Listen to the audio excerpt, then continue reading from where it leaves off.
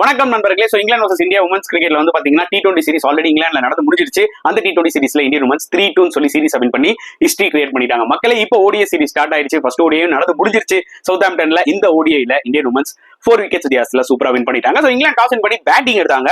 And அதுல highest scorer யாருன்னு பாத்தீங்கன்னா மிடில் ஆர்டர்ல சோஃபி டங்க்லி சூப்பரா விளையாடி 83 அடிச்சாங்க. பிளஸ் ரிச்சர்ட்ஸும் பாத்தீங்கன்னா ஒரு 50 போட்டாங்க. இந்தியாவோட போலிங் எடுத்துக்கிட்டீங்கன்னா நியூ பால்ல கிராந்தி கவுட் சூப்பரா போட்டாங்க. ஓவராலா 2 விக்கெட்ஸ் எடுத்தாங்க. ஸ்னேரானாவும் எடுத்துக்கிட்டீங்கன்னா அவங்க எக்ஸ்பீரியன்ஸை யூஸ் பண்ணி எக்கனாமிக்கலாவும் போட்டாங்க, 2 விக்கெட்ஸ் எடுத்தாங்க. மத்த போலர்ஸும் டீசென்ட்டா போட்டாங்கன்னு தான் சொல்ல முடியும். அண்ட் சேசிங்ல வந்து பாத்தீங்கன்னா Pratika Rawal as well as Smriti Mandhana நல்ல ஒரு ஓப்பனிங் பார்ட்னர்ஷிப். அப்புறம் மந்தனா அவுட் ஆனாலுமே வந்து பாத்தீங்கன்னா அதுக்கப்புறம் ஹர்லின் டியோல் நல்லா விளையாடி இருந்தாங்க. டாப் 3 உமன்ஸுமே வந்து பாத்தீங்கன்னா நல்ல ஸ்டார்ட் கொடுத்தாங்க. பெரிய ஸ்கோரா கன்வெர்ட் பண்ணல. கவுரும் சீப்பா அவுட் ஆயிட்டாங்க. But crucial partnership from Rodrigues and Deepti சர்மாங்க 90 ரன்ஸ். அதனால தான் வந்து பாத்தீங்கன்னா இந்தியன் உமன்ஸ்னால இந்த மேட்ச் வின் பண்ண முடிஞ்சது. அண்ட் தீப்தி சர்மா ஒரு 1 ஹேண்ட்ல ஒரு 6 அடிச்சாங்க. ரிஷப் பண்ட் மாதிரி அதெல்லாம் பார்க்க வேற லெவல்ல இருந்துச்சு. லாஸ்ட் அமன்ஜித் கவுரும் பாத்தீங்கன்னா ஒரு க்ரூஷியல் 20 ரன்ஸ் டக்குன்னு அடிச்சு இந்தியா வின் பண்ண வச்சுட்டாங்கன்னு தான் சொல்ல முடியும் மக்களே.